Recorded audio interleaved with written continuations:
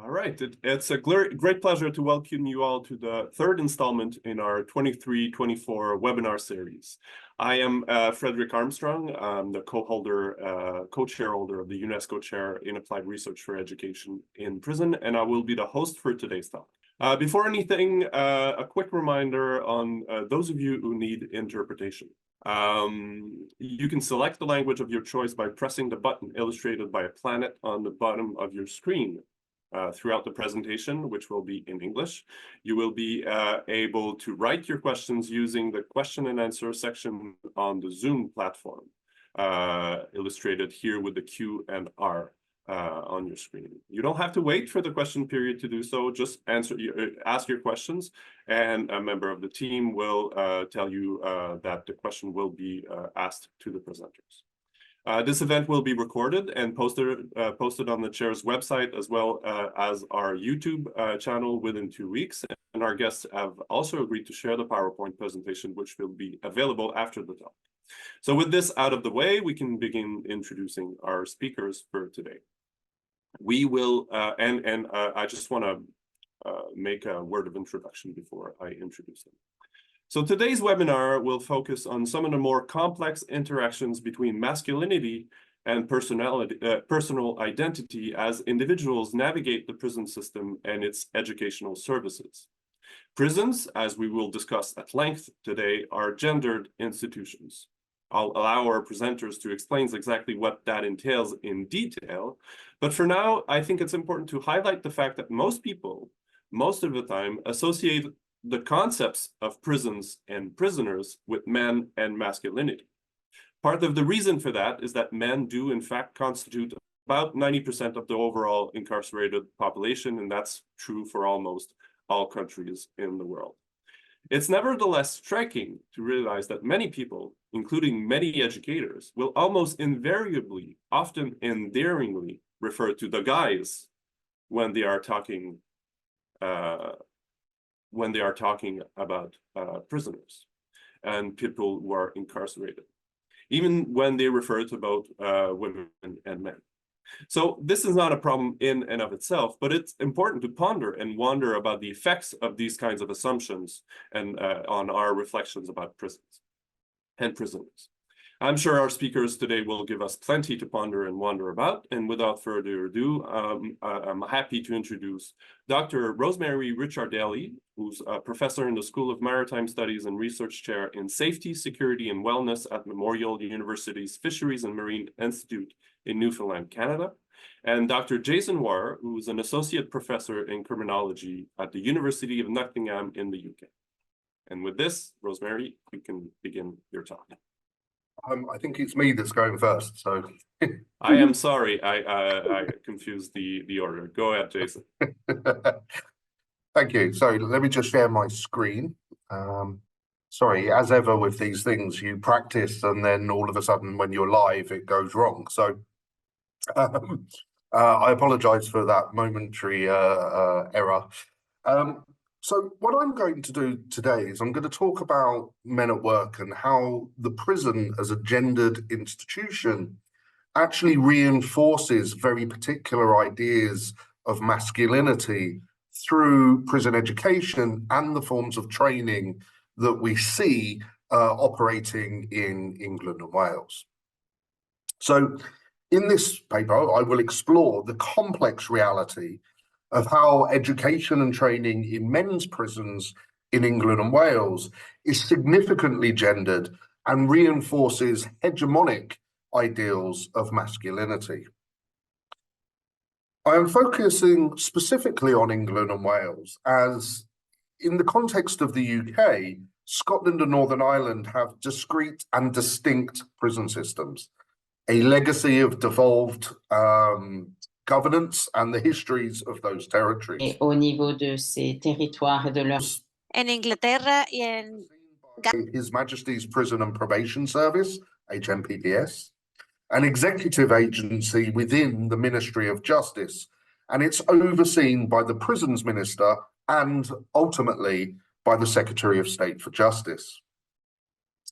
Now, just to point out, but the Ministry of Justice has seen some turbulent times in the last 14 years of government. There have been 11 changes of Justice Secretary in that period and 14 changes of ministers for prisons and probation. In many ways, this is a dysfunctional ministry, and the rapid changes in personnel has created a situation of short-term planning and policy making that is heavily influenced by the political mood swings of the state. So, just to give you some context, when we're thinking about prison education and training in England and Wales, a recent report by the House of Commons Education Committee, published in 2022, noted that prison education and training in England and Wales is in a poor state, following, and I quote, a long-term decline since 2010 in both the quality of education and the number of prisoners participating in learning or training.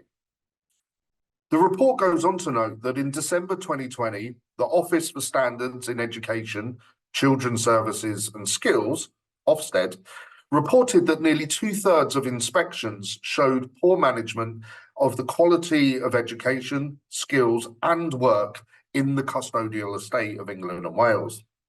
A situation that was compounded by the complex, privatised, outsourced delivery system, systemic underfunding, a lack of digital infrastructure, and a securitised fear of digital technologies and shifting policy landscape that affected the prisons of England and Wales. Now, when it comes to prison education, there is no national prison education system, and as such, you have differing outsourced providers delivering services within different regions. Prior to 2019, prison education was organised through Offender Learning Skill Service, or OLAS, contracts. Between 2019 and 2023, this was restructured under what is now known as the Prison Education Framework contracts, which were then awarded for each geographical group of prisons in order to deliver core educational and training provision. The 4 incumbent education providers for the outgoing OLAS contracts successfully bid to run the education in prisons in England and Wales. These providers were Milton Keynes College, Novus, People Plus, and Western College. Unfortunately, these new frameworks have compounded the problems of the old system with little flexibility, localized need, or adaptability possible under quite restrictive and bureaucratic contracts. The report further goes on to note that despite the recommendations made in a previous review, the Coach Review of 2016, the HMPPS place education at the heart of the system, they note, and I quote, "This ambition has not been pursued or met, and the quality of prison education has actually declined." In fact, rather than improvement, what we have seen is education and training delivery become fractured, disincentivized, and undermined by wider issues of staffing, regime disruption, and system pressures, i.e., prison population outstripping capacity. We must also consider the impact of the global SARS-CoV-2 and variants pandemic and the awful, awful toll that this took on prisons in England and Wales, where many prisons were consigned to emergency regimes in which prisoners were kept in cell for up to 23.5 hours a day. Not all prisons have recovered from this, and many prisoners remain locked in cell with little to no activity for 22 to 23 hours a day. It is against this strained and constrained background that I explore how what remains of prison education and training significantly genders those men who are able to access it. So before we get on to that, or before moving on to that analysis, it is important to understand how institutions and organizations can be gendered and/or reproduce gendered concepts and practices. So Acker, writing in 1990, argues that organizations can be gendered in at least 3 ways. The first is when gendered assumptions about roles, suitable practices, and moral behavior comprise the fabric by which the organization arises or is constructed. The second is when an organization's structure perpetuates, through inherent or systemic practice, certain forms of gender beliefs.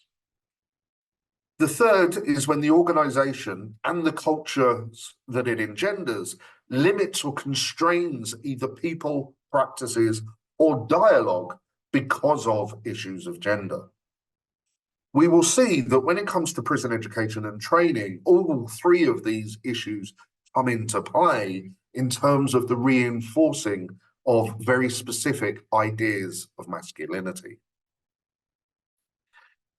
Writing in 1982, the sociologist stroke criminologist Pat Carlin noted that the Scottish prison system gendered women by reinforcing and policing certain forms of idealized, class-based femininities.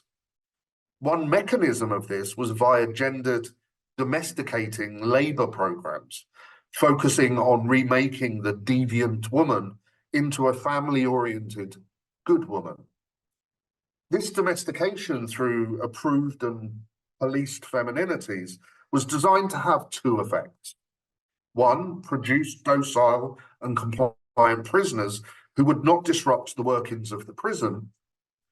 And 2, produce docile and domesticated working class women who could serve the capitalist state as mothers, producers of future labor, and housekeepers. This paper, and what I'm talking about today, argues that similar forces are at play in the men's estate, in the male estate. Here, labor and purposeful activity, including training and education, is designed to produce not just compliant prisoners, but also docile laborers for a capitalist society.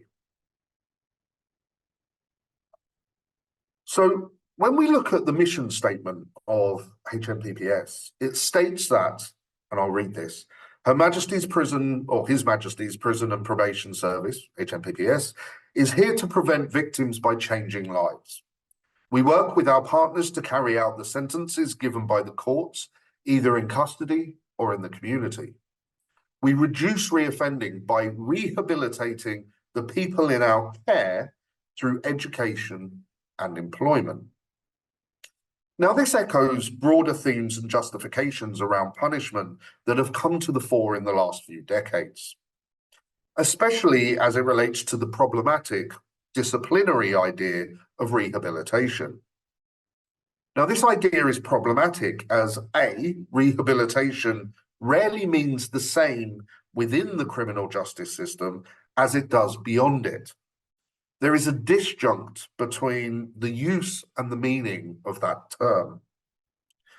B, programs whose purpose is supposed to be aimed at rehabilitation are often more concerned with producing compliance within the prison than returning an individual to some mythologized idea of habilitation. And C, the concepts are often divorced from any reality that a prisoner may be released to, and I'll explain that more as we go. However, returning to that mission statement, there are 3 coalescing issues around the idea of rehabilitation and the reducing of reoffending. Firstly, there is a policy requirement for prisons to change the individuals who enter their kind of stony edifices, okay? Secondly, there is an institutional discourse around the idea that education and labor play a fundamental role in rehabilitation. Thirdly, that there are systems that manage, monitor, and mold forms of labor within the prison estate that are principally aimed at providing purposeful activity as a form of disciplinary treatment, i.e. rehabilitation. Yet we cannot forget that such treatment is taking place in service of our dominant capitalist political economy. As Ricciardelli, writing all the way back in 1939, noted, forms of punishment are not only species of class domination, they are designed to produce a labouring class that will passively serve the interests of capital. Many years later, Molossi and Pavarini wrote, or go on to note, that you cannot divorce the development of modern forms of penalty, those practices and ideas of punishment, from the evolution of and interests of capitalism. And the same is true of the rehabilitative turn that we see in the West in terms of contemporary forms of penalty. So how does that get us to the idea of masculinities? Well, if we look at the types of labour and training that are available in our prisons, and for the purposes of a previous talk and this one here today, I looked up the types of purposeful activity, the labour and training that is currently available in men's prisons in England and Wales. Education provision is heavily aimed at the lower end of the educational scale, with priority given to basic numeracy and literacy, levels 1 and 2. More advanced education provision, especially that which exists above GCSE level, has been systematically undermined, underfunded, and is often not accessible to the vast majority of prisoners. This means that most prisoners are only able to achieve educational attainment that forces them into low-level, unskilled, or manual trades, a situation that is compounded by the training available. So if we look at the list here on the slides, what we see, this is an overview of the training that is available in prison in England and Wales. We see that there is barbering. Hairdressing is the equivalent in women's prisons. We see that there is food safety. There is industrial cleaning training. However, this is often limited because there is a bar on completing level 3, which involves biological and hazardous chemicals. And without doing level 3 properly, you cannot complete the managerial levels of 5 and 6. So people are constrained to the lower levels of industrial cleaning. There is bicycle repair, there is painting and decorating, there is bricklaying and plastering, there is gardening, there is forklift truck driving, although in many places this is theory test only, and it's utterly divorced from actual employment opportunities in the communities to which the individual will be released. We find that there is refuse and recycling work, but is often not around waste management more broadly.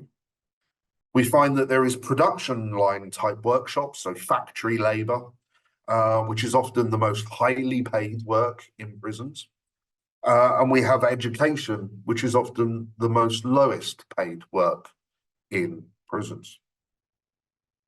So what we see here is that much of the work and educational provision is not only basic, manual, and geared towards either the service industry or traditional male or masculine forms of work.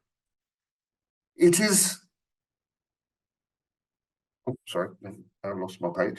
It is in this that we see how those kind of hegemonic ideas of masculinity and labour, what is men's work, what is a good man's labour, that are being reproduced in these settings by forcing men in prison to constantly work in these perpetuating kind of masculine logics. It reinforces those hegemonic ideas of masculinity through education and training.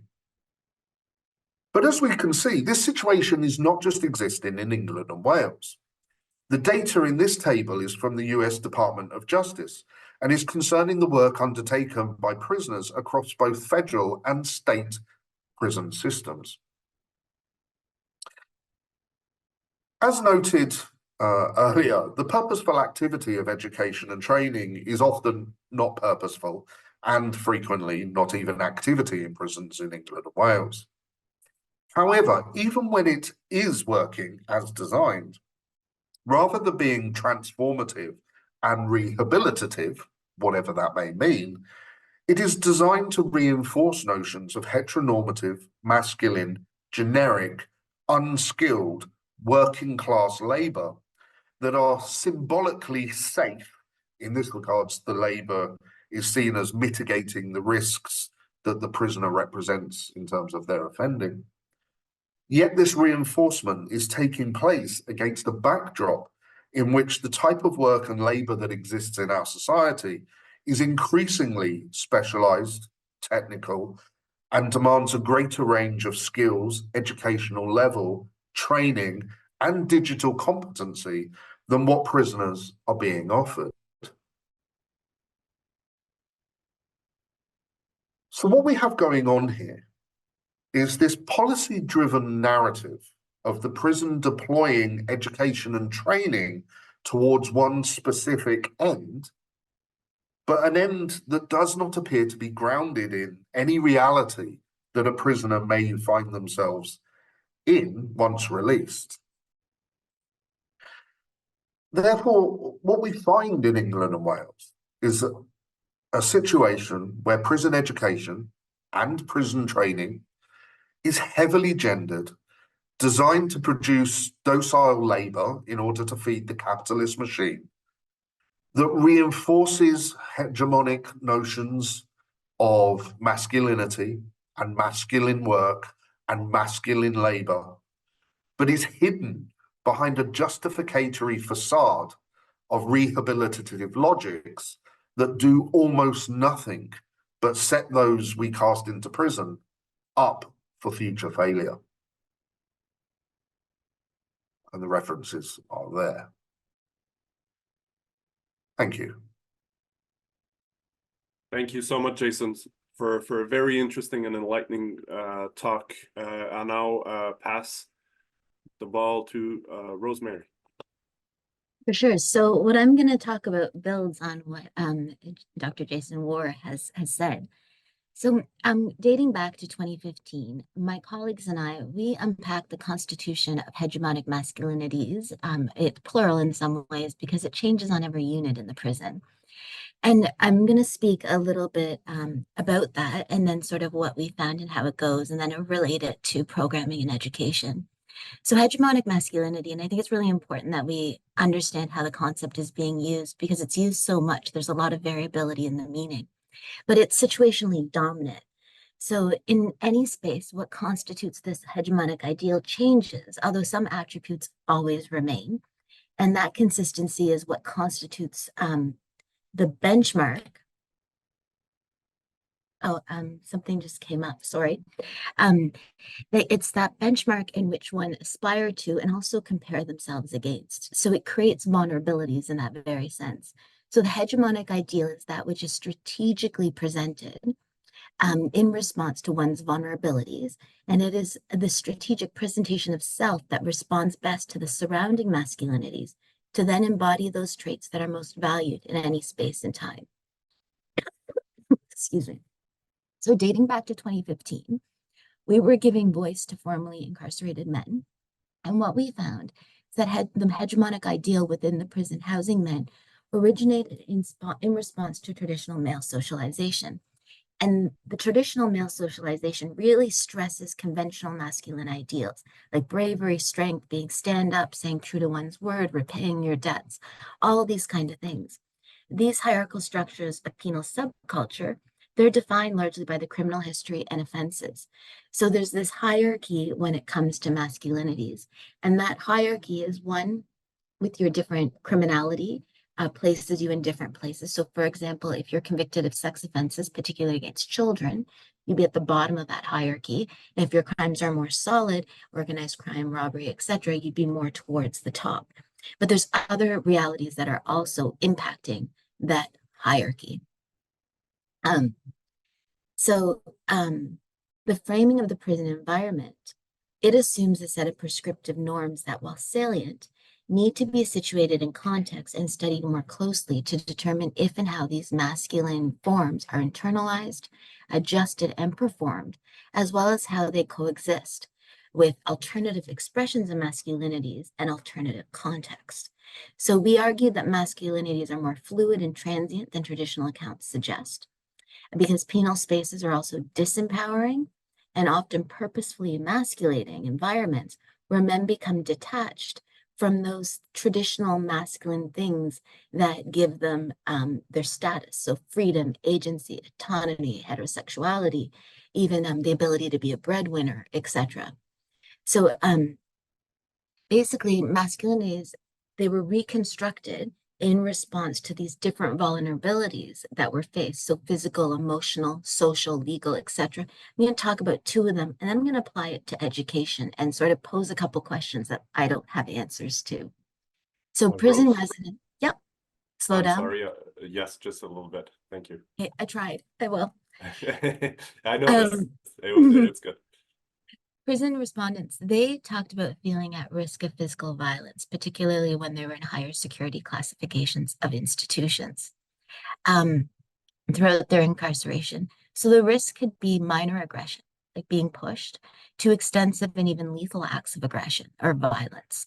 And physical harm emphasized their physical vulnerability and made them feel continually on edge. And this was really prevalent in higher security.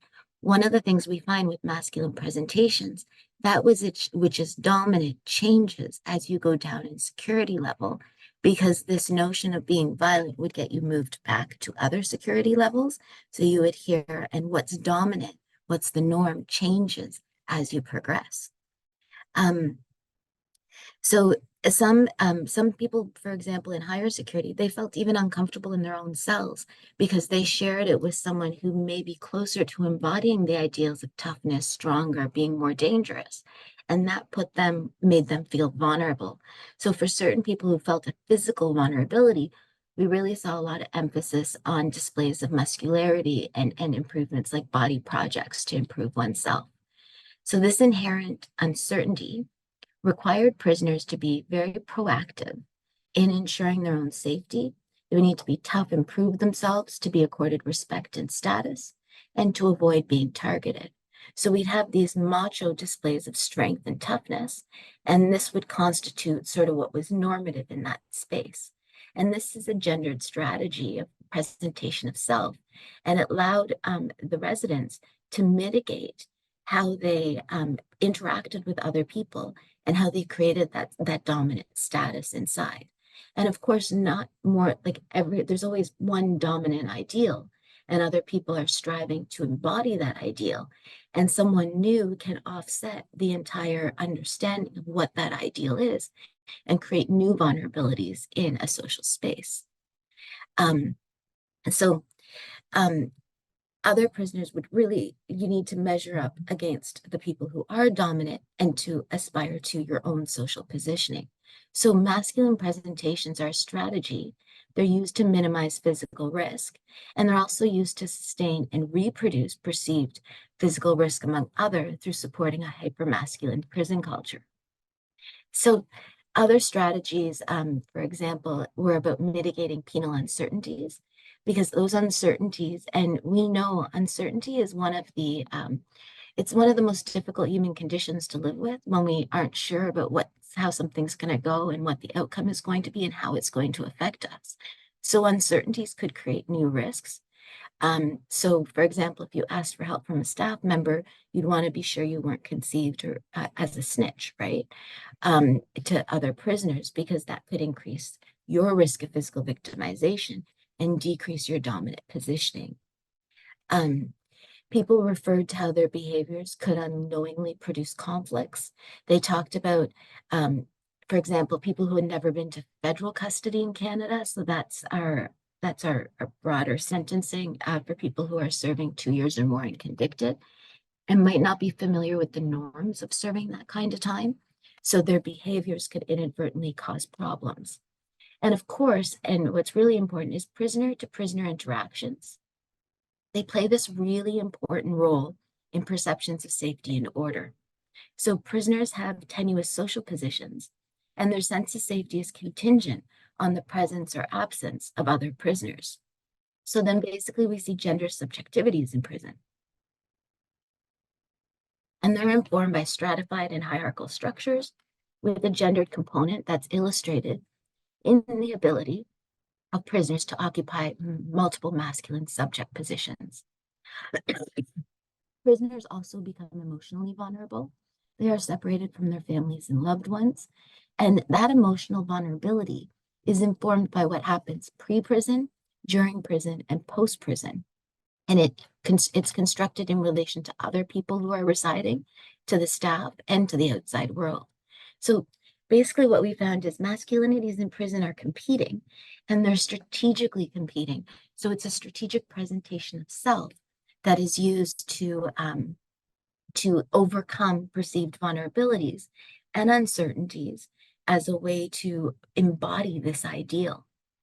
So when we think about education and learning in prisons, and what becomes really pronounced in this sense, there's many different programs, and people will have different abilities within each.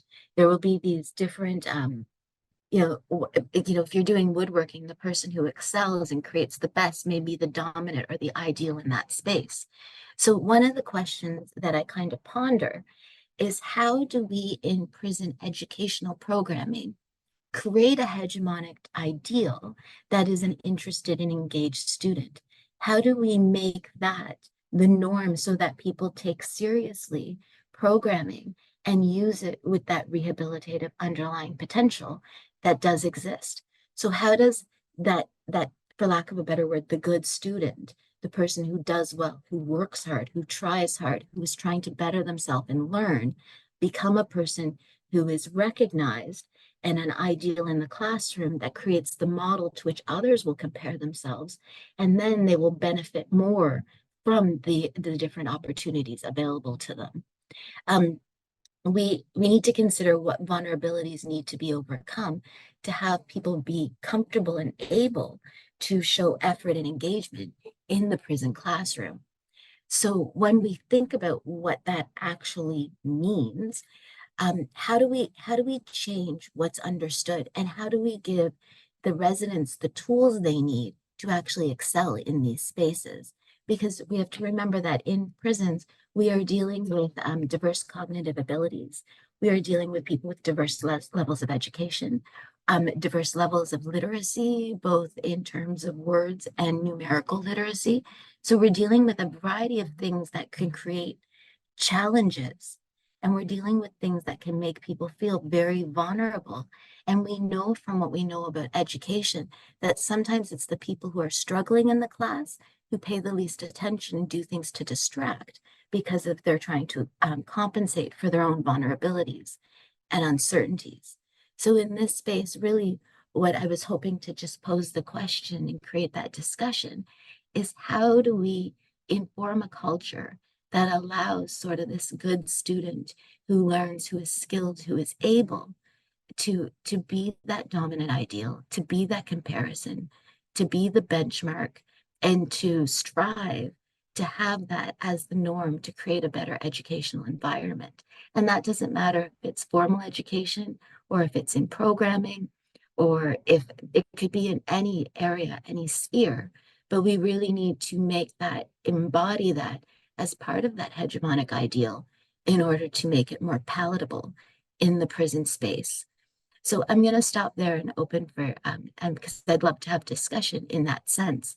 But I really do feel that we're in a position where if we can change understandings of what is valued and what is the norm, then maybe we can help people do more and have more agency and autonomy to better serve themselves, which will serve their loved ones. Thank you so much. Jason, you can open up your camera and we'll open the floor for a discussion. But I wanted to just jump right in with a very interesting and very shrewd point about the relationship between vulnerability and learning in the context of any context, really. I think it's very important the way you pose the question, Rose, is very interesting and important, and it clashes with many of our intuitions about vulnerability. Most people, most of the time, think of vulnerability as something we should avoid, something we should diminish, something we should address, and in the context of a class, right? In the process of learning, in the process of growing, one has to, first of all, acknowledge that they need to grow, that they need to that they have vulnerabilities, right? When you raise your hand to ask a question, you put yourself in a situation of vulnerability where people will look at you, where somehow something you say might be taken against you, and this needs to be sort of and perhaps the class need not to be a safe space where you can sort of feel safe, and because the feeling of vulnerability might be the thing that sort of spurs the growth. So I think that's very, very, very interesting. So maybe I said it's very interesting, but I wanna hear what Jason thinks about that in the context of perhaps the problematic nature of the kind of good student, which might be the something that we want to problematize, right? I mean, I think one of the things that I think is quite interesting about that is, in order for vulnerability to, and now I'm thinking off the top of my head, so you'll have to forgive me if this makes Right, sense. sure. But I think in order for vulnerability to have pedagogic kind of value, then you need to be in a context in which A, you feel comfortable, and B, you can feel like you have some sense of belonging. And I think one of the things is that, you know, these are two things that prisons in and of themselves erode, right?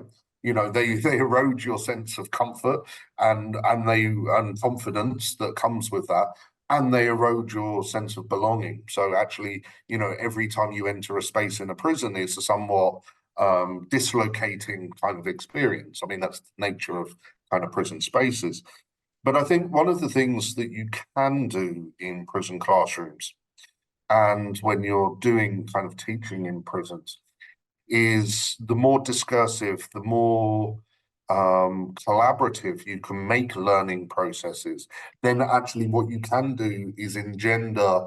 So even if it's momentary, even if it's fleeting, you can build, you can build a kind of a commonality, a position of trust in terms of the classroom, from which you can then generate some sense of confidence and belonging, which then would allow people to, represent some pedagogic vulnerability rather than physical or emotional vulnerability, which then may open someone up to predation in the wider prison. But, you know, I think you can divorce those types of vulnerabilities to one that's around the kind of learning, and one that's about the physical safety of the individual in the wider context of the prison. Right. And I think you can do that. And I think good prison teachers are very good at generating classrooms where those types of interactions can happen. Right. Okay. I love the notion of I can almost talk. Pedagogical vulnerability, like that whole understanding. It's interesting because, you know, use the example of asking a question. So many times people will say this might be a stupid question, right? It's acknowledging the vulnerability, putting it Right. to the fore. And, you know, the response is always, there is no stupid question. If you have a question, other people would have it too. But that's our own insecurities and our uncertainties. So how do we overcome it to allow people to actually trust in their own being, especially when there are challenges, there are learning disorders, there are other things that could be preventative to excelling in that space, right? Yeah, just to come in on this, it's one of the things that's, I mean, I think this is a problem that we have, certainly here in England and Wales, we have more generally, that exists kind of in our university sectors as well as it does in our prisons. You know, we have people who are so afeared of being judged that actually putting themselves into a vulnerable position to even ask the question or to learn can be very, very difficult. And I think that's in our normal educational spaces. I think, you know, once you add the prison as a backdrop to that, it makes it much more complex. I think one of the things in terms of that kind of that idea is I recently wrote, and I hate to be this person, but I recently wrote an article with a colleague called Ross Little in which we argued for a concept of pedagogical capital. And in that, what we argued is that whoever comes into a classroom has experiences, has learning, has knowledge, has contributions to make. And one of the important elements to being a facilitator of discussion in a classroom, whether that's in prison or not, is being able to facilitate someone being able to utilize their own experiences, their understanding, their viewpoint in such a way that what it does is it increases the learning of everyone in the classroom. So it's not combative, but what it actually does is it enables someone else to go, oh, I've experienced that thing, but I experienced it from this direction. And someone else can go, well, the reading said this, but what you're talking about doesn't match that. So all of a sudden, you're then back into that discussion around, you know, how individual experiences can help us or shape the engagement in the classroom, and therefore raise everyone's kind of understanding. You know what I mean? So I think, you know, I'll show you that article with you later, Rosemary. I would love to read it. Yeah. Yeah, we'll make a link to the article when we give the information about. I want to ask perhaps a very general question, but I think a question that would come in many people's mind when they read the title "Masculinity in Prison," given the sort of the sort of place that the concept of masculinity really has in today's sort of imaginary. So how would you describe the typical masculinity that arises in prison? And I mean for everyone who works or is incarcerated, so for everyone who sort of occupies the prison space. How does that relate to the sort of quote unquote toxic masculinity that people have in mind when we think? And do you think that like a concept like toxic masculinity is relevant or helpful in understanding what happens in prison settings? You want me to go ahead or do you want to, Jason? Oh, you go and I'll jump in afterwards. Good. Okay. Well, I don't think there is one masculinity. It changes on the unit. It changes by who's there. It changes by what the expectation is. So you can have everything from muscularity. If you're surrounded by people who are into that, you know, they're wrapping little pieces of strings to see how much their bicep grows. And then you can have other variants where it's very much about working, or it's about listening, or it's about focusing on yourself. And there's also a very significant difference in the masculinity as presented among the residents and the masculinities that is presented among the staff. Because among the staff, it is informed stoicism. Like, you're trained from the beginning to be stoic. It's about not emotionally reacting.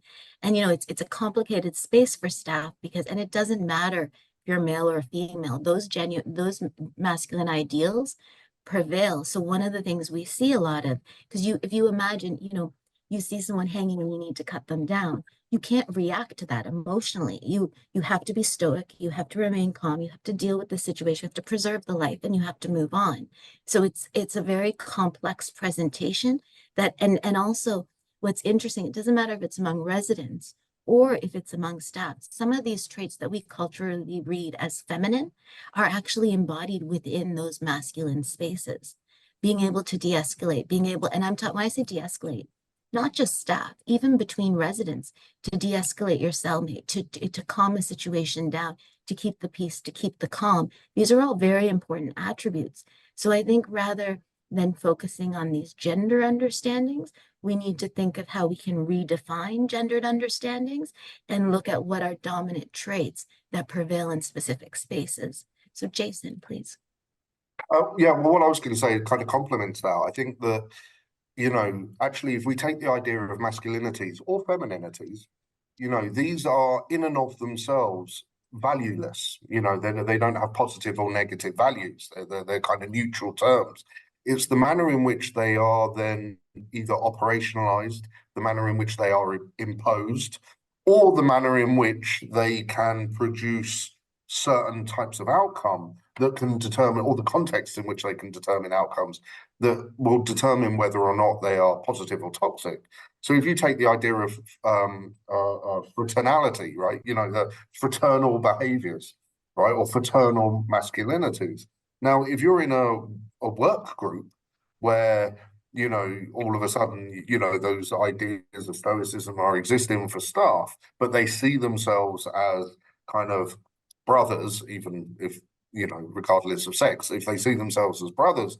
Now, that could be positive in terms of working relationships, in terms of individuals' working relationships, but that can slip very easily into quite toxic behaviors when it very much becomes us brothers, them not, you know, and once it creates an us them divide.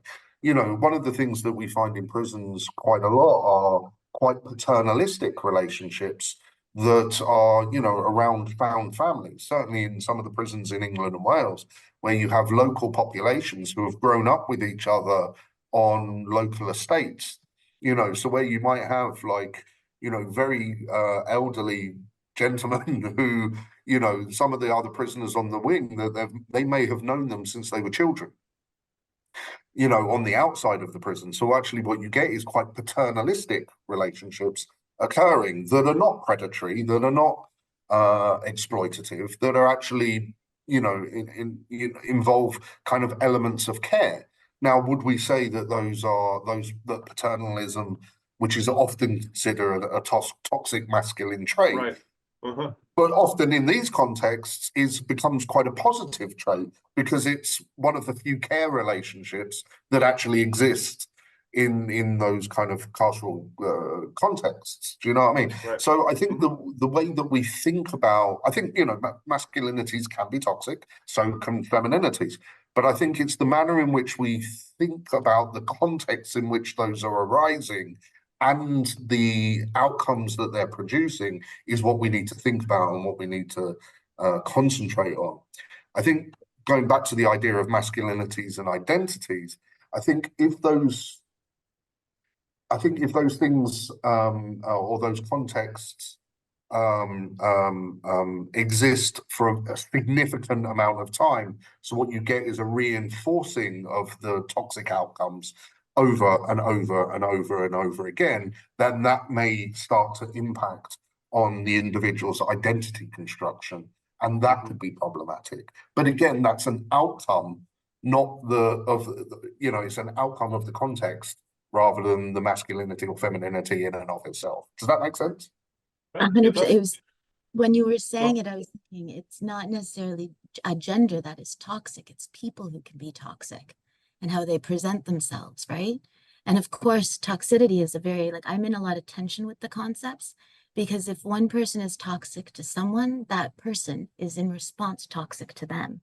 So it's a very, you know, it very plays out. You can't, someone won't be toxic unless you're toxic in return because something creates the toxicity in that relationship. It's fluid, right?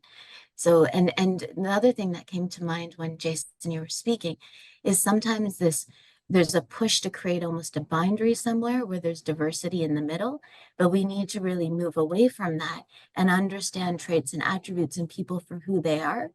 And, you know, you were talking about paternalism, which reminds me a bit like in prison, patriarchy is also very real. You know, there's the dad vibe, and that dad vibe it can set a room straight. And so, you know, there are reflections of greater society and reflections of different way of living. And there are societies within themselves with different ways of doing things. You know, I always use the example, you know, maximum security, facial tattoos are a big thing. When you get to minimum, you're getting released, everyone regrets them, right? So it's true, right? Tattoo removal would be great if it existed. So, but it's interesting in that space where suddenly getting something printed on your forehead seems cool, and then you're getting ready to get out, and it's like, I wish you'd never done it. So it's an interesting space with its own norms and cultures. So I just want to remind everyone in the assistance, you can ask your questions. Feel free. So I assume with seeing the names of people online that some of them are francophones. Don't hesitate to write in your question in French, and we'll translate it for our guests. No, so this next question, I'm a little worried that it might contain the answer, and sometimes you ask a question and the answer is in the question, and it's kind of pointless to ask the question, but let me bear with me. So we've talked about the concept of masculinities and how several masculinities can play out in any context, but in the prison context in particular. We've seen that some of these masculinities can come with bearing sort of relationships of care, which might have benefits for people who are engaged in these relationships. And I was wondering whether educators who want to improve their work, who want to improve the relationship they build with learners in prisons, ought to be aware of these specific aspects. Like, is it salient enough for educators to be sort of sensitized to or sort of aware that masculinity and the sort of fragility and vulnerability that it particularly comes with, should educators be more aware of these kind of things when they prepare to teach? Like, should they sort of instrumentalize the dad vibe in order to construct a stronger relationship, or should they avoid doing that because it sort of raises issues? I mean, I think being aware is one thing, right? And absolutely being aware of the dynamics that are playing out within your classroom, or in terms of how that may relate to the wider prison. Absolutely. Whether or not they should instrumentalize it, I'm less less convinced about, because I think, I think you would need to be quite a sophisticated player in that regard to be able to instrumentalize it in a way that you could guarantee that there was no harm emerging out of that beyond your side. Because, I mean, this is one of the things in prisons, like, well, no, I'm not going to give you that example, because that would, I was going to give you an example of some very unethical practices that I've seen in terms of prison education. but I'll give you an example where they were asking people to do role plays in terms of training. And one of the role plays was about conflicts. And how do you resolve conflicts in the workplace, for instance? And they were asking two prisoners to play out this conflict. And I was looking at this going, you don't know what the consequences of that is going to be outside of this classroom. Because you don't know whether these two individuals have a conflict that either predates or might or that might exist after the classroom. So that's and clearly the person who was facilitating that training, no idea of that. This is something that they do on the out. They'd brought this into a prison context, and there was little thought to the wider kind of social life that might exist beyond that. So I think I think you need to be very, very careful in terms of how you would operationalize or instrumentalize those ideas within a classroom.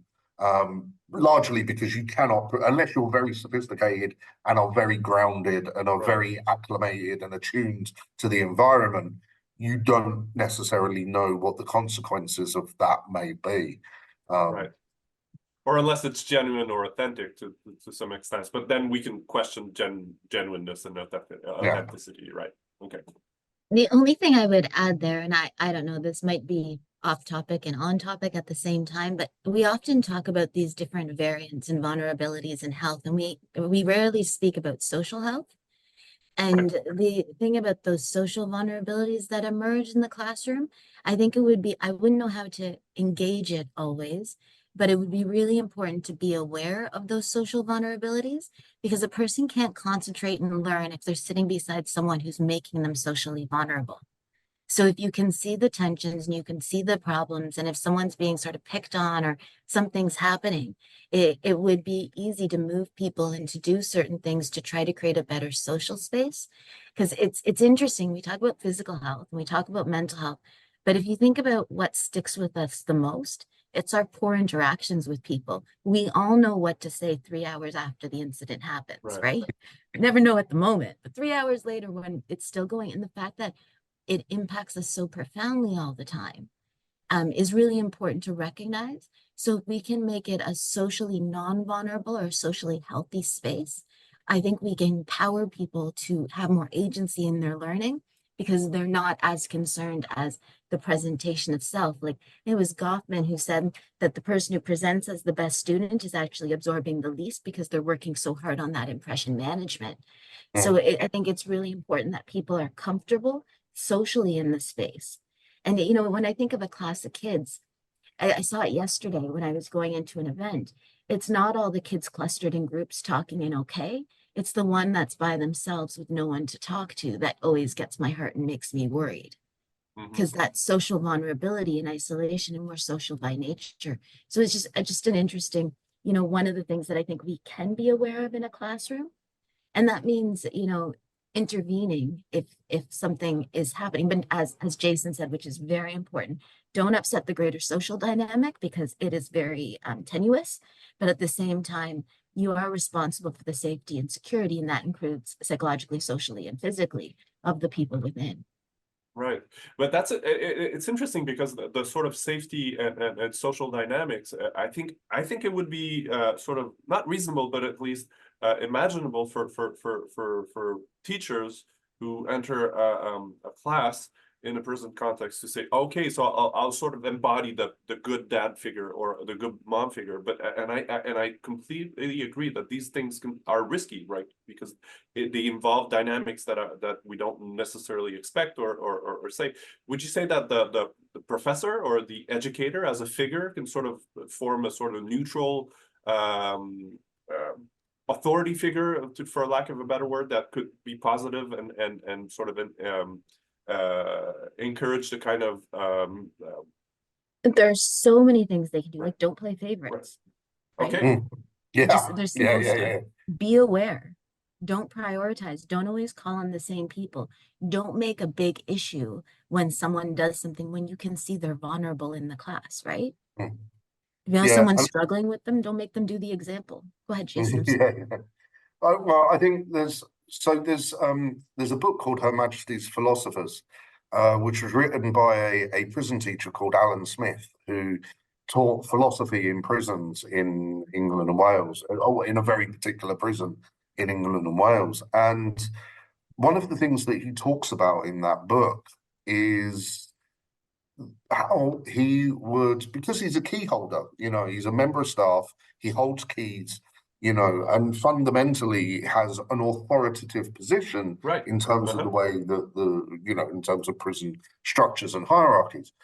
However, what he would do is spend an awful lot of time and energy trying to mitigate his authoritative position by often putting himself into kind of epistemically vulnerable positions by going, I don't know what this means. What do you think? You know what I mean? Right. And he would be like, I'm not. So rather than it being a didactic relationship, it was a much more discursive one in terms of the way that his authority would work in the classroom.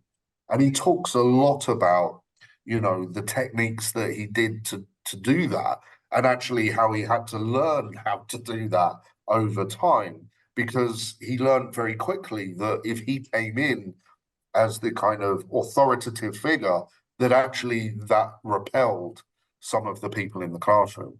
So in actually what he ended up having to do, and I've experienced this also in teaching in prisons, is that often, you know, if you're running a seminar at a university, often what you do is you'll get students to make the relationship between each other.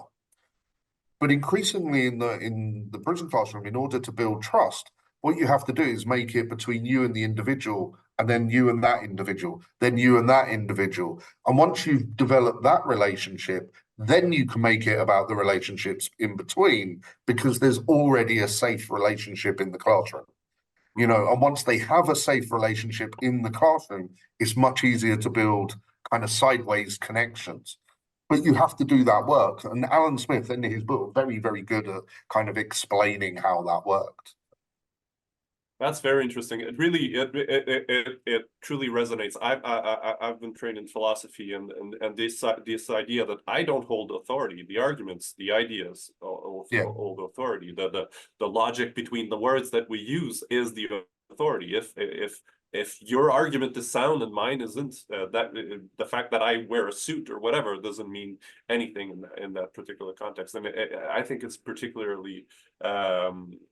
I mean, would you say it's particularly well suited, this sort of frame of work to teach people who are incarcerated?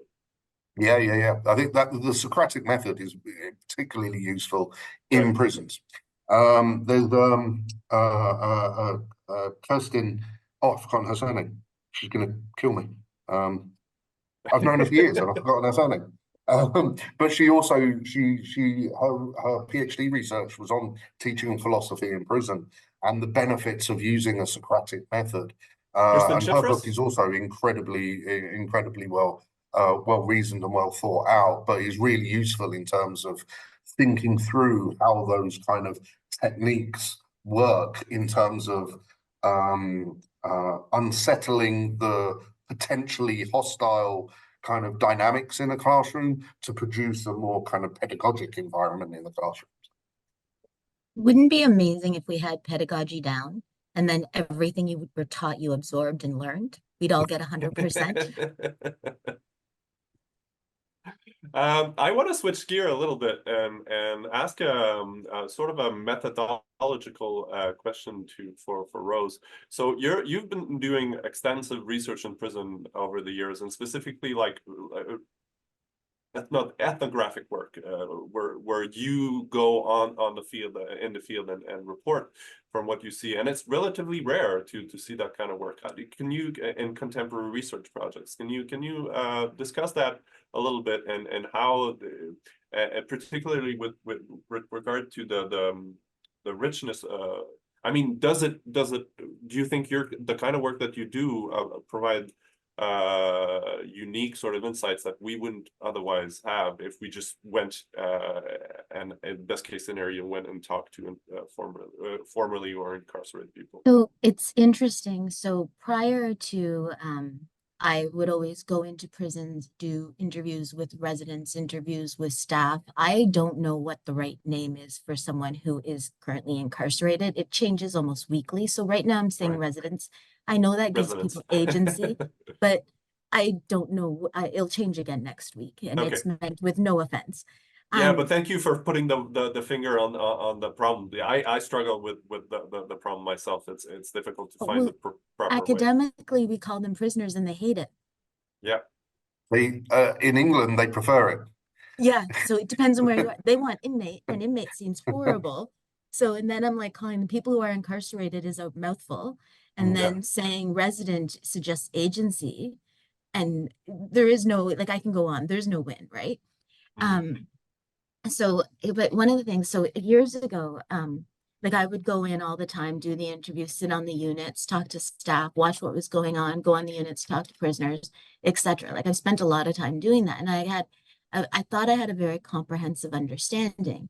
So then back in 2019, I actually did the federal correctional training in Canada, which is 3 steps. There's 3 stages. So it's a month online, which is really intensive, and a lot of really old school PowerPoints with like little bubbles pop up and people say things. Like I'm talking old school. And I go to stage 2, it's like homework assignments, which take a lot of time. But then it's 15 weeks in person where you get trained in everything from firearms to de-escalation communication, different posts, all of it. So because I've had that training, I have the ability to go into the prison without, needing all the, I don't have to be supervised. I don't have to be sat in a corner. I can actually job shadow, I can engage, I can work on the units, and I can do things. And it's not until I've now done that at 3 institutions for approximately 3 weeks. And it really changed my understanding of prisons, largely because what you see when you're not engaged in the space. So kind of what happened is, for example, in this one study, I talked to all these incarcerated women and trans and intersex and a bunch of incarcerated people. And then I talked to all the people working there. And I talked to the wardens and people working, not just the primary workers or correctional officers, but also institutional program officers. And I would talk to the nurses in healthcare. And I would talk to all these different, I would do the opioid antagonist treatment center. Like we would do like the methadone clinic, the Suboxone clinic, and do Medline, and all the different things that exist. And everything that the people working said, and everything that the staff, that the people incarcerated said, all kind of mixed together, and it suddenly made sense how you can have kind of opposing views of the same thing. And then what it also does, which I find really helpful, is it kind of gave me insight into little tweaks you could make so people would understand each other better, because it all made sense. And then what I was really shocked about, and I think I mentioned to this when we met prior, I saw a lot of compassion, and I saw more compassion than I do in the free world, just what people are willing Dans to le vrai monde et ce que les gens font. Y personas que trabajan allí, y personas que viven y Like, I knew there was compassion, don't get me wrong. There's also negative things, but I never expected to see the degree of compassion that I saw, which is really interesting because we're at a time in Canada where the violence in prison is just escalating and escalating and escalating because of staff shortages, overcrowding, etc., drones, this, that, whatever, zillion problems, you got them everywhere. But to see an escalation in violence with this degree of compassion, I wasn't expecting. And then also, as I work in a busier unit or a busier prison with more issues of incompatibility, what became very clear is that the divide between staff and residents wasn't as strong as I had anticipated. Because, you know, if someone's going off and they're being annoying and they're about to cause a ruckus or they're bothering people on the unit, they're bothering the staff too. So, you know, those eyes, they're like, the residents are looking like, are you going to do something about this? It's not snitching and it's not ratting. It's like, this is annoying and make it stop. And I'm like, yes, this is annoying. I will make it stop. Right. So there was more solidarity and collectivity between people in different roles than I anticipated as well. And it was interesting because I had one of the particular work that I was doing was about who should work where. And it was just the idea of losing certain people who they care deeply about and feel very cared about was causing a lot of tension. Like, don't do that. Like, they need to be here kind of thing. So there was more positive in relationships than what I would have expected. And it wasn't. And do you think that people would have mentioned these positive relationship if you would just have interviewed them? The problem with it when we interview, not the problem, the reality is we're trying to fix things. So we're asking about things that are tangly. Right? Okay, right. We want to understand the environment. So we're always focused on what can be better.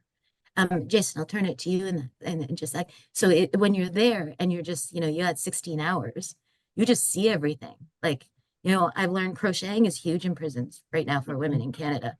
Like, it's the thing. It doesn't matter if you're an officer, it doesn't matter if you're a resident, you are crocheting. Everyone knows how. And if you don't know, you get taught really, really quick. So it's, but so it's, there's differences, right? And I just don't think, I'm talking fast again. I don't think you can,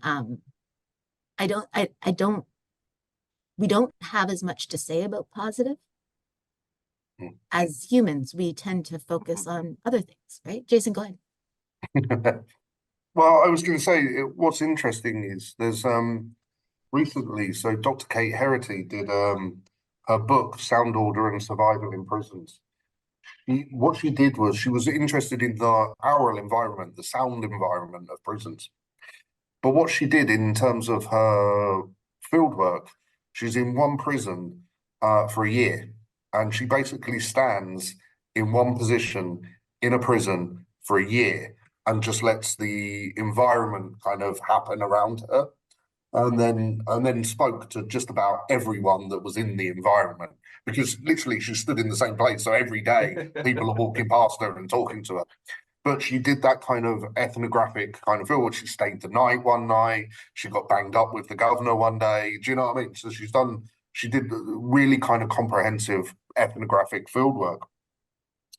And what she argues is that we tend to have this idea that it's either procedural justice and its relation to legitimacy that maintains order in prisons. But actually what she argues is that these are a social environment and it's a social world. Yes, legitimacy has a part to play. Yes, procedural justice has a part to play. But actually everyone is invested in maintaining the social functions of order in the prison. So what she talks about is she uses quite musical terms to talk about how, you know, there is a, you know, a good day, a normal day, an ordered day is actually a polyrhythmic day, because what you got is multiple rhythms going on at any one time, but actually they're working in accordance with each other. Whereas an arrhythmic day is when things are not working in accordance and you start to get a breakdown in order, but you can hear it because all of a sudden things are not, you know, they're discordant, as it were. Do you know what I mean? And she offers quite a good kind of explanation of how that social life of just getting on and humans working together to maintain a social kind of rhythm operates. Yeah, so if anyone's interested, Kate Heritage. I'm interested. That sounds awesome. So You might that's have very it interesting. there with the author. And I'd like to jump in on Sound to Order sort of and pick- Discipline. Sound Order in the Prison is the book, you know. So I'd like to pick your brain about this particular thing. So this idea that everyone in the prison wants to keep the order, like the prisoners and the staff, the best way to spend the day is to have it, well, like basically a non-eventful day. Yeah. Just like traveling. If it's uneventful, it's good, right? Yeah. I'd like to pick your brain about and this, everyone's this invested in that. right, exactly. But about the actually, role if it becomes a discordant, troublesome day, then that's as much a danger to prisoners as it is to staff. So actually, what you've got is both parties not necessarily collaborating directly together, but both operating in such a way as to try and produce a good day, you know. Right, exactly. But so I'm wondering what the role of the role that education in school or programming and so it plays in that sort of collective endeavor of keeping. Right, but not only routine. So I'm in my field work. I've had people who say, well, people who go to school, they come to the wing and they're more calm, so it's better for everybody.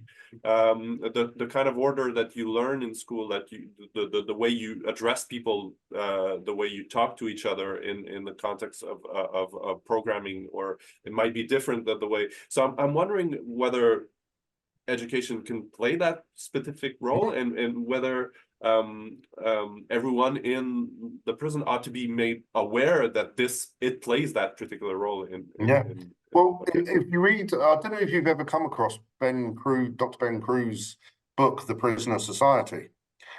He did quite extensive ethnographic research, kind of in one prison for I can't remember how long he was there, but it was a very long period of time. And he notes about what the education department, as well as individual classrooms, but the education department often played a role of respite.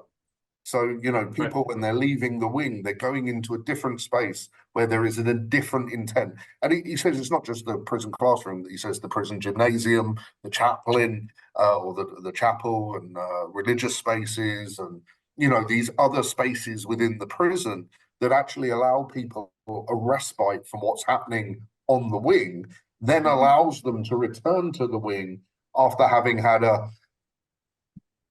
do you know what I mean? And then allows them to re-engage with what's going on the wing in terms of the kind of hustle bustle of the kind of interactions. But he actually talks about, you know, specifically the education department that was in his particular prison, which was this is in a period where, you know, things were working well. We're not currently in a situation where things are working well, but, you know, when these situations do work well, you know, you can create these kind of different kind of emotional environments within the broader spectrum of a prison that actually allows or can facilitate some of that other kind of working towards a good day, because it can give you a breather. It can also stimulate you, you know, so people are returning with ideas that are not generated within the wing. You know, these are ideas that have come from without, and therefore those can be points of conversation that are not about who owes who what, and, you know, what did X say about Y, but actually it's about, you know, there's this geezer called Kant, and he has these ideas, allegorical imperatives. Do you know what I mean? Et cetera, whatever it may be. So. It also, education allows you to interact with new people and get off your pod. And in and there's also satisfaction in doing well, in learning, in achieving, in doing things that sometimes people never thought they'd want to have the opportunity or to the ability. So I saw it a lot. Like I saw it when they'd come back from class and, like, you know, tell the test scores.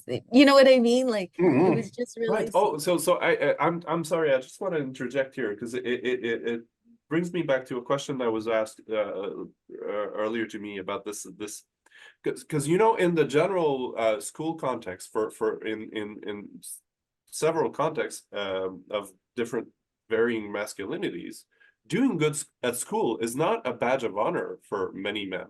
Right? If it's girly, it's not a good thing, and you're a suck up if you're too good or whatever. Do you think that particular thing actually plays out in prison settings as well?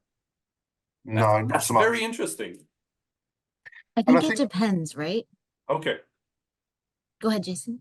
Well, I think what I've seen, and this is across kind of young offenders, I think some of that still exists when you have juveniles in prison. So, you know, children, I don't know why I called them juveniles, children in prison.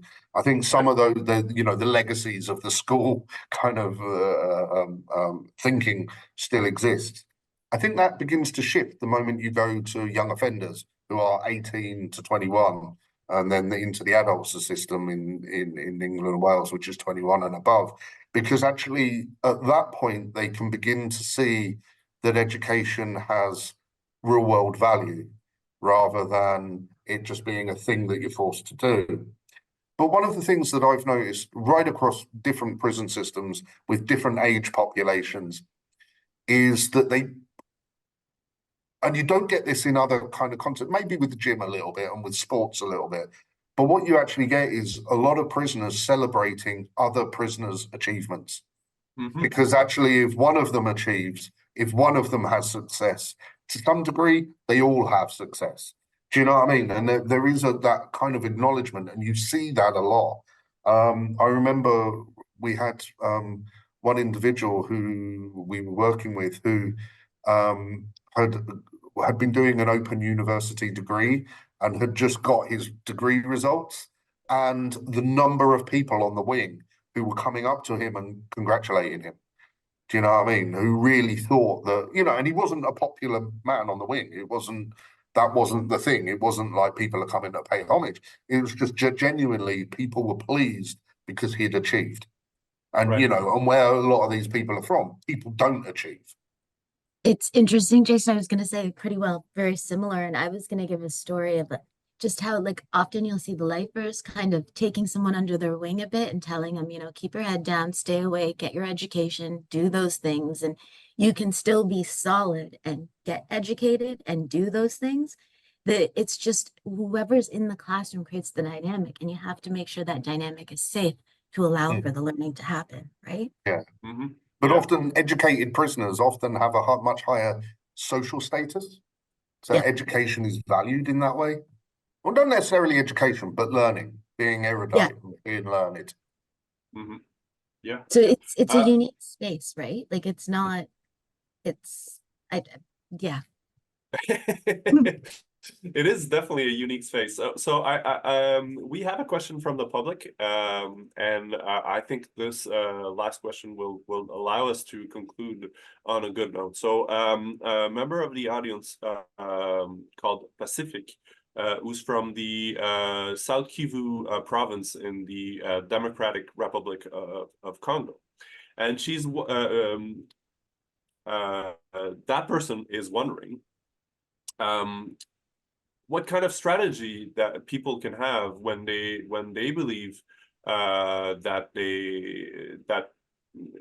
work ought to be done with prisoners, but when they don't really have access or very limited access to actual prisoners in prison. So what kind of strategy could they engage in order to improve their advocacy or well-being, or what kind of work would you suggest that people who have limited access to prisoners can do to sort of improve their lives?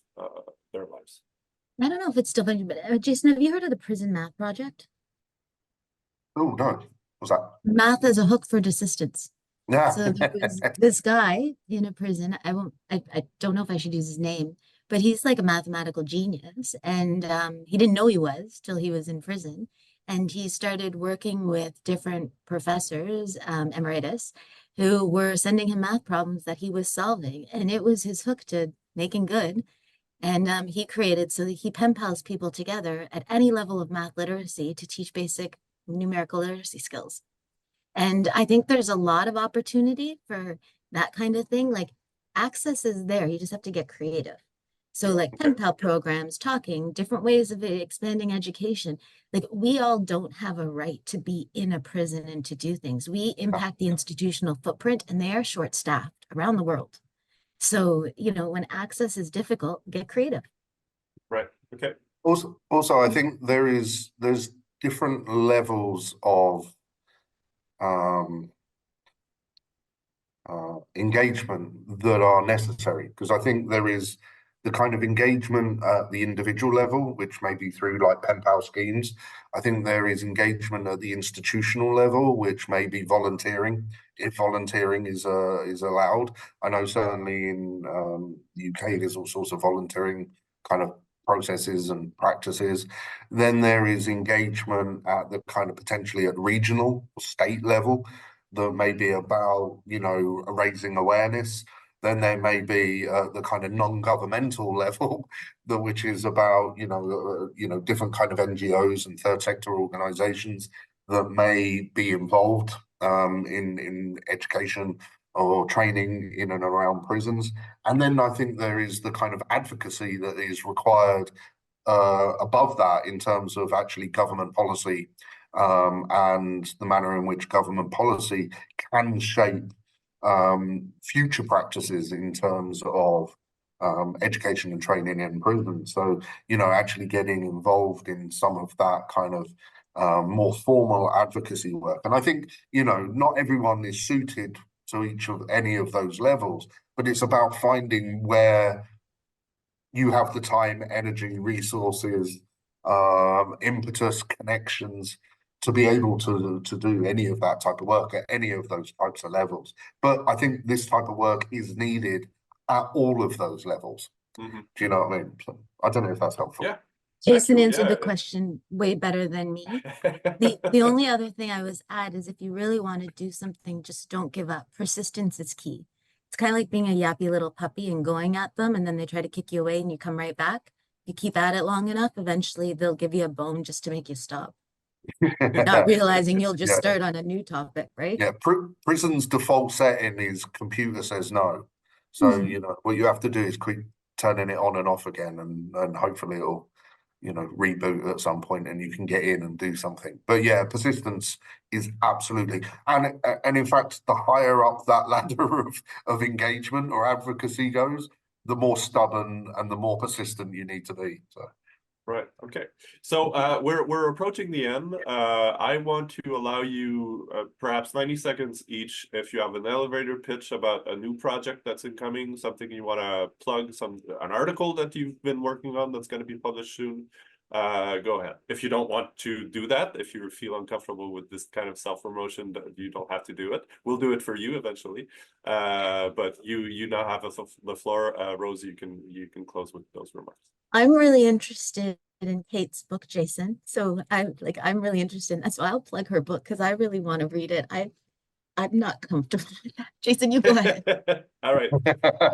I'm also not comfortable in self-promoting and don't really have anything to promote. But I will say this, I do think that one of the problems that we have is that the people who often lead on ideas around education and prison are either doing it out of very kind of political motives or are doing it out of kind of financial motives. And those are not the people who should be leading this conversation. Because often what you get is a very kind of utilitarian idea of what education in prisons can do.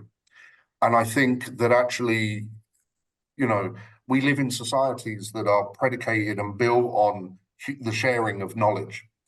And actually, I think what we need is greater advocacy and greater engagement from grassroots levels in terms of people who value education because it is about the sharing of knowledge, not what can be politically gained from it or financially gained from it. And I will leave that there. And I'm going to follow up on what Jason said and say two things. One, knowledge, nobody owns knowledge. It's for everyone. And then I just think of what a resident said to me in an interview. They can take everything away, but not what's in here. And knowledge is the one thing that remains no matter what happens, which I think is really real. Yeah. And I don't know if anyone's ever read Miranda Fricker's work, but, you know, she argues that, you know, we have systems of epistemic injustice in the world where people are kept in ignorance around situations of their own circumstance. And nowhere is that more true than for people in prison. So actually sharing of knowledge, sharing of education, sharing of learning, facilitating learning is the greatest way of overcoming that kind of epistemic injustice. Well, definitely. Yeah, testimonial injustices are definitely a thing for people who are hermeneutic as well. Yeah, definitely. So that's a very interesting sort of connection that allows us to wrap up. And thank you both, Rosemary and Jason, for engaging with us, for enlightening us about your work and very giving us a lot of things to think about and a lot of ways in which we can actually act in the world to promote education in prison. I want to thank you. I want to thank everyone who've been with us today. Don't hesitate if you have so everyone in the audience, keep in touch. The UNESCO chair has a lot more activities. It's the last webinar for this year, but we have a lot more coming, including an international conference in October. So keep in touch, and we will see you soon.